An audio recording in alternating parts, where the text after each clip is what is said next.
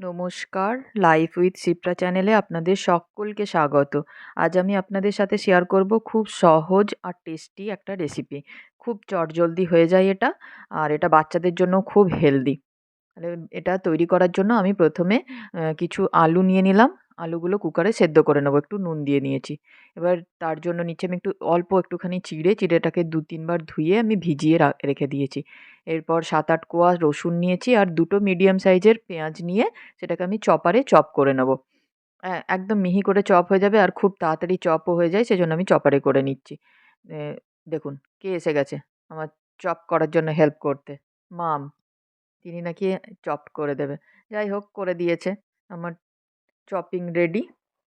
পেঁয়াজ আর রসুন হয়ে গেছে। এটার সাথে আপনারা লঙ্কা নিতে পারেন। আমি নিলাম না। এবার চিকেনের পিসগুলোকে আমি মিক্সিতে একটু গ্রাইন্ড করে নেবো। জাস্ট একবার ঘোরাবো, একটু চিকেন কিমা হয়ে যাবে তাতেই। একদম মিহি করে পেস্ট করব না। এই দেখুন হয়ে গেল আমার। একদম কিমার মতো হয়ে গেছে। এবার এটা আমি মিক্সিং বাউলে নিয়ে নেবো, বের করে নেবো।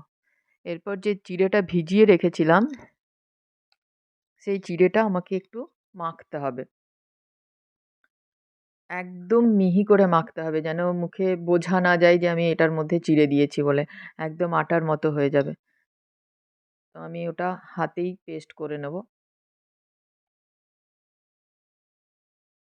এই দেখুন চিড়েটার জল ঝরিয়ে আমি হাতে মেখে নেব। একদম মিহি করে মেখে নিতে হবে।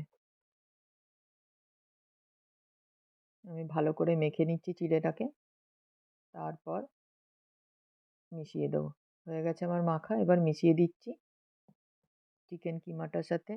এবার দিয়ে দিচ্ছি সেদ্ধ করা আলুটা। একটাই আমি আলু দিচ্ছি যেহেতু কিমাটা অল্প পরিমাণেই আছে।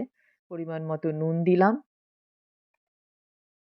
একটুখানি হলুদ গুঁড়ো, গোলমরিচের গুঁড়ো, আর চাট মশলা একটু বেশি পরিমাণে দিতে হবে, তাহলে টেস্টটা ভালো হবে। একটু চিলি ফ্লেক্স আর একটু অরিগ্যানো দিলাম। এরপর দিলাম পেঁয়াজ রসুন কুচোনোটা, আর দিচ্ছি ১ টেবিল স্পুন বেসন, যাতে বাইন্ডিংটা খুব ভালো করে হয়। আর পরে যদি দেখি যে বাইন্ডিং না হচ্ছে, তাহলে আমি আরেক বেসন মিক্স করব। আশা করি হয়ে যাবে এটাতে। দেখুন আমি ডোয়ের মতো মেখে নিচ্ছি এটা, একদম ডো তৈরি করে নেব। হয়ে গেছে। কাবাবের শেপ হচ্ছে কিনা দেখে নিই। হ্যাঁ, মনে হচ্ছে হয়ে যাবে। হ্যাঁ, হ্যাঁ, হয়ে যাবে। ব্যাস, এর মধ্যে আমি আর কিচ্ছু মেশাবো না। এবার চলুন কাবাবগুলো তৈরি করে নেব। হাতে একটু তেল নিলাম যাতে হাতে স্টিক না হয়ে যায়। এ মা! উফ! ওই পাশে আমার মেয়ে যা হোক কিছু একটা করছে। যাই হোক, কাবাবগুলো আমি সব বানিয়ে নিলাম। এবার শ্যালো ফ্রাই করে নেব। আমি একদমই ডিপ ফ্রাই করব না। প্যান বসিয়ে দিয়ে সর্ষের তেল নিয়ে নিলাম। এবার কাবাবগুলো দিয়ে দেবো একটা, একটা করে। যাতে ভালো করে ফ্রাই হয়। একটু টাইম নিয়ে করতে হবে যেহেতু শ্যালো ফ্রাই। ডিপ ফ্রাই হলে তাড়াতাড়ি হয়ে যাবে। তেল গরম হয়ে গেছে, আমি কাবাবগুলো দিয়ে দিচ্ছি। এবারে ৫ মিনিট পর উল্টে নেব।